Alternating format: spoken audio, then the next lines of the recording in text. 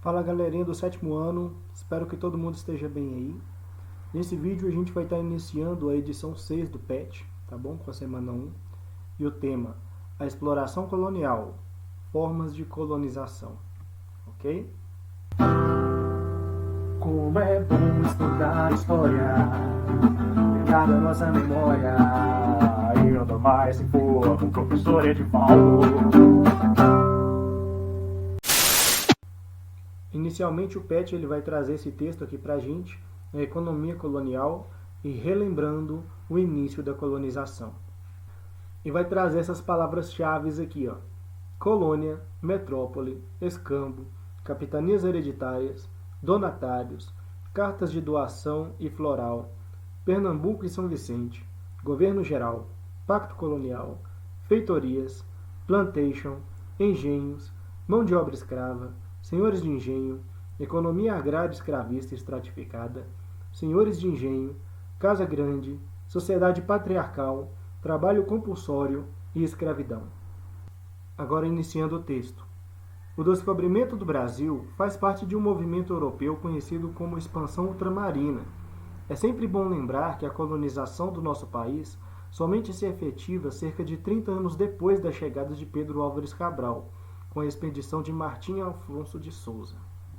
Sua expedição pode ser considerada um momento muito importante para a nossa história, determinando a passagem do período que chamamos de pré-colonial para o período colonial. A expansão marítima teve início com as grandes viagens exploratórias dos europeus entre os séculos XV e XVI, que tinham como principal objetivo romper com o monopólio no comércio de especiarias controlado por Gênova e Veneza.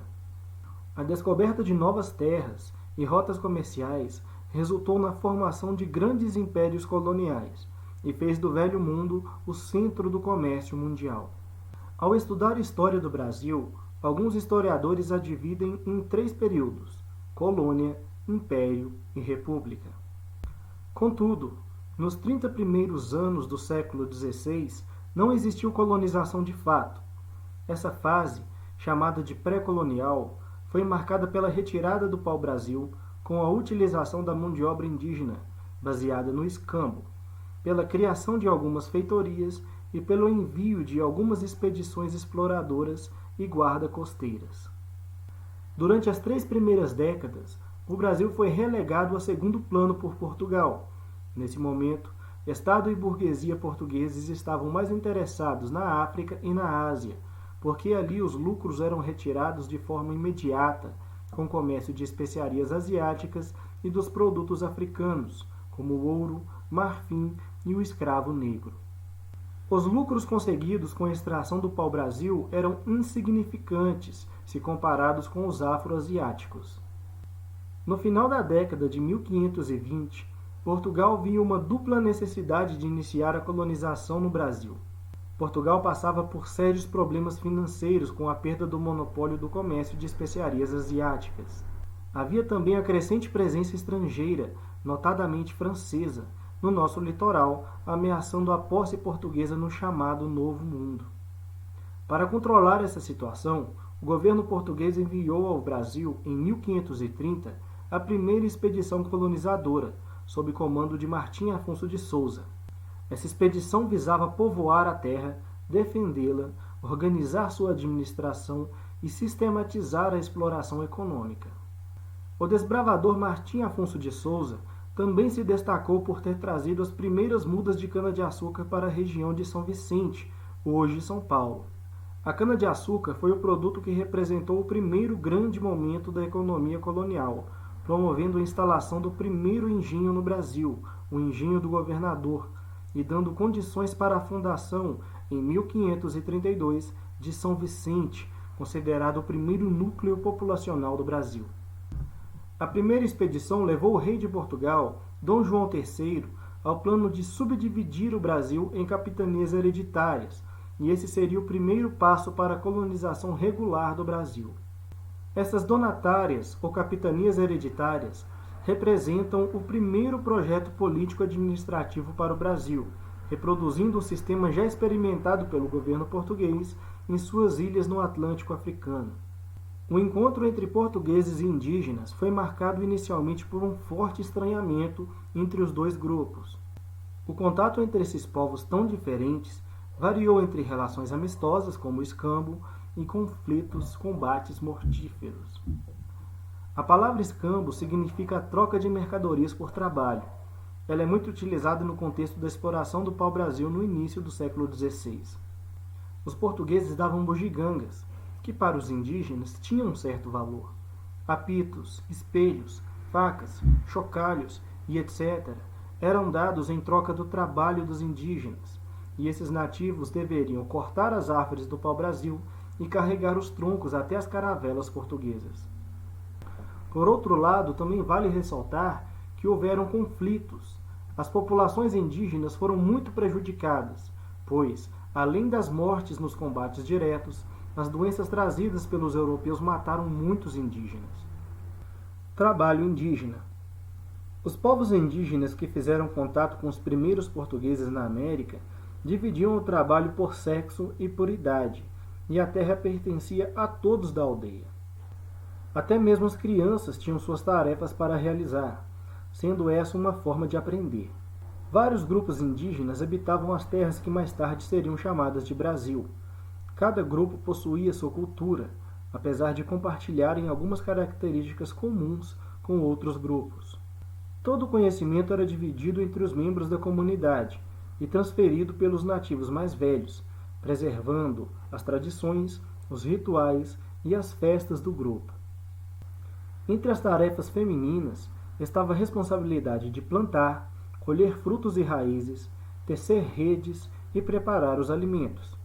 E as tarefas dos homens eram preparar a terra para o plantio, caçar, pescar, construir armas e canoas e cuidar da segurança do grupo. Novo conhecimento: a presença holandesa na economia açucareira.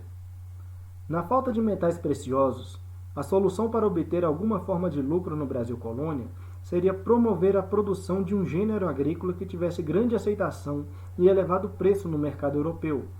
O açúcar atenderia perfeitamente a essas exigências. Desde o século XIII, os europeus já conheciam o açúcar. O problema é que era caro demais, pois era produzido no Extremo Oriente e chegava à Europa em pequenas quantidades. Entre os séculos XV e XVI, espanhóis e portugueses resolveram plantar cana-de-açúcar. A Espanha utilizou suas terras americanas e Portugal suas ilhas africanas. Em 1532, Martim Afonso de Souza criou o primeiro engenho no Brasil, distribuindo terras para que os colonos plantassem cana. Em menos de 20 anos, as plantações de cana se espalharam de tal forma pelo litoral que por volta de 1550 o Brasil já era o maior produtor mundial de açúcar. No Nordeste, especialmente em Pernambuco, encontrou-se excelentes condições de clima e solo, instalando-se rapidamente dezenas de fazendas e engenhos.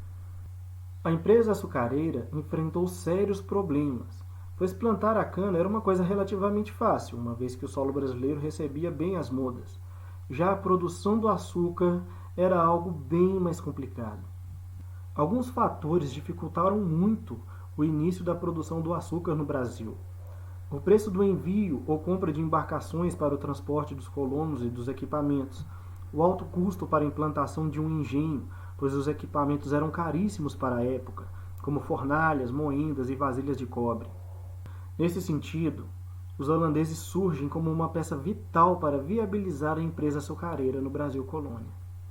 Desde o século XV, os holandeses já comercializavam o açúcar produzido pelos portugueses nas ilhas atlânticas.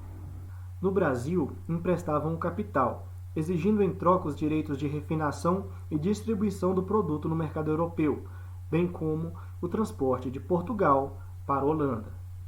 Recolhiam o produto em Lisboa, refinavam e distribuíam na Europa, principalmente na França, Inglaterra e regiões do Báltico. Ficavam com a maior parte da renda gerada pela empresa açucareira brasileira, pois essa era uma época mercantilista, onde o acúmulo de capital estava bem mais na distribuição, ou seja, no comércio, do que na própria produção da mercadoria. Ao rei de Portugal cabia uma parcela, também significativa, do capital gerado pelo açúcar, pois recolhia impostos dos produtores, comerciantes e transportadores do produto. Durante os séculos XVI e XVII, a empresa açucareira brasileira foi a maior do mundo ocidental. A contribuição dos holandeses para a expansão do mercado açucareiro foi um dos principais fatores para o êxito da colonização no Brasil. Destacando-se tanto no comércio como nas finanças no Velho Mundo, os holandeses eram nessa época os únicos com organização comercial suficiente para criar um mercado de grandes proporções para um produto como o açúcar. Ok, pessoal? Agora se iniciam aqui as atividades, tá certo? Essa semana só vai ter essa atividade aqui, ó, atividade 1. Escreva e explique quais são as características dominantes da colonização portuguesa na América. O que a gente pode estar respondendo aqui, ó? A colonização portuguesa no Brasil teve como principais características civilizar, exterminar, explorar, povoar, conquistar e dominar. Eles trouxeram seu estilo de civilização, exterminaram os nativos, exploraram o interior em busca de ouro, povoaram o interior, conquistaram e dominaram várias regiões e dominaram os colonos economicamente e politicamente. Também são características, gente, da colonização portuguesa na América, esses três aspectos aqui, ó, o pacto colonial, o plantation e o trabalho escravo. Pacto colonial. O pacto colonial consistia num conjunto de regras e acordos firmados entre a metrópole e os colonos, que tinha por objetivo assegurar que a exclusividade dos lucros da produção colonial seria remetido tão somente à sua metrópole de origem. Plantation. Plantation, ou plantação, é um tipo de sistema agrícola baseado em uma monocultura de exportação mediante a utilização de latifúndios e mão de obra escrava. Trabalho escravo. A escravidão é a prática social em que o ser humano assume direitos de propriedade sobre outro, designado por escravo, imposta por meio da força. Em algumas sociedades, desde os tempos mais remotos, os escravos eram legalmente definidos como uma mercadoria ou como despojos de guerra. Ok, turma? Espero que esse vídeo tenha sido de bom proveito para vocês. Semana que vem a gente vai voltar com a semana 2 do PET, tá bom? Do PET 6. Fiquem atentos também às atividades do PET de 300 anos, tá bom? Que vai ser lançado aí em breve nos formulários. E façam a atividade que vai ser sugerida aí pelas professoras de português, a escritura da carta, né? Que é uma atividade proposta por esse PET aí 300 anos. É muito importante que vocês façam esse PET para a complementação da sua carga horária, tá bom? Muito obrigado e até a próxima. Valeu!